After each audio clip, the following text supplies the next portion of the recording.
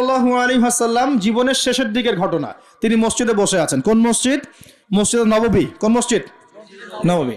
এখন একজন ব্যক্তি আসলেন। এই ব্যক্তির গায়ের জামাটা অত্যন্ত সাদা ধবধবা, চুলগুলো কুচকুচে কালো, এবং তাকে দেখে মুসাফির মনে হচ্ছে না।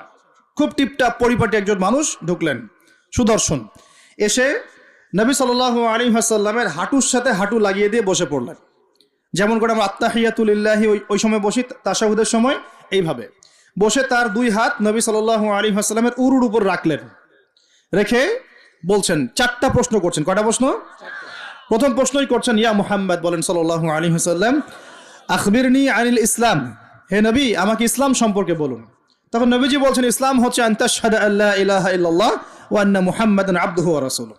ইসলামের প্রথম বিষয় হচ্ছে তুমি আল্লাহই বিশ্বাস করবে, সাক্ষ্য দিবে আল্লাহ ছাড়া কোনো মাবুদ নাই, এবং মুহাম্মদ সাল্লাল্লাহু আলাইহি ওয়াসাল্লাম আল্লাহর